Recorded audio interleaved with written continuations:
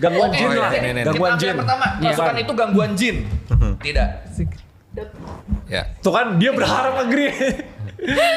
Ya. Berarti Terus gangguan yang otak kedua, ya kerasukan? enggak juga. Hah? Enggak juga. Bisa. Oh ya? Iya. Aku enggak juga. Iya. Enggak juga gangguan otak. Enggak tahu deh. Aku sama kayak Oh iya tadi. tadi tumor salah. Bisa. Tapi Ustadz kok bisa jawab Nggak, disagree tapi gini, gangguan otak? aku bilang tadi disagree karena definisi kerasukan harus kita sepakati dulu. Tapi kalau gangguan kesehatan kayak kerasukan itu bisa. Karena kerasukan gini, ingat ya yang kita bahas. Jadi pernah kita bahas dok cerita tentang kerasukan itu orang percaya bahwa kerasukan itu adalah dia dimasukin sesuatu gitu. Iya. Nah itu aja di kalangan orang-orang muslim aja yang bahas tentang kerasukan jin itu aja belum sepakat dok. Jadi belum sepakat benar-benar ada jin yang masuk. Ataukah memang ini fenomena medical. Iya. Iya. Gitu. Nah jadi kalau itu adalah fenomena medical yang setara dengan kerasukan jin tadi dokter udah bahas. Bahwasanya itu bisa terjadi karena tumor otak. Oke. Tapi kalau misalnya kayak ini menurutku perlu dilihat dulu sih. Karena ada ustadz-ustadz yang yakin banget bahwa memang jin ada yang masuk. Oke. Tapi aku bertanya-tanya. Ada nggak ya dokter yang meyakini bahwa jin yang Ada, masuk? ada banyak. Ya ada. Ada Oh, banyak, ada terutama dokter-dokter muslim dong. Oh. Dan tapi pertanyaanku adalah kenapa itu cuma terjadi pada orang-orang yang muslim atau Kristen? Tapi yang Buddha jarang banget.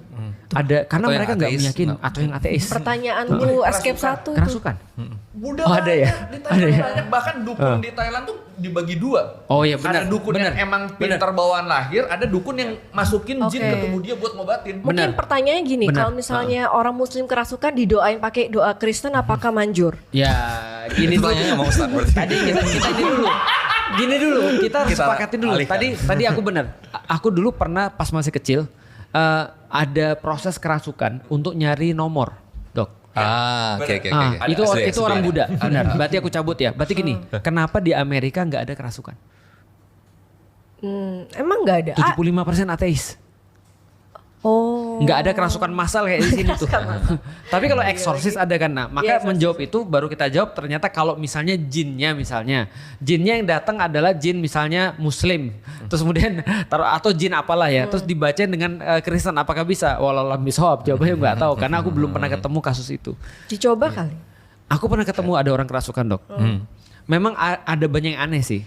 Tiba-tiba dia kadang-kadang ngomong bahasa Inggris gitu misalnya. Padahal dia nggak bisa bahasa Inggris. itu misalnya. penjelasannya Aku gimana nggak ya? tahu. Nah Tahu-tahu apakah bisa ngaji. Iya, tahu-tahu bisa ngaji Iya. gitu segala macam. Terus suaranya berubah. Tapi kan udah ada banyak penjelasan. Nah ini membawa aku sih tetap belum sepakat ya. Tapi ini membawaku pada satu pertanyaan yang tentang indigo tadi tuh.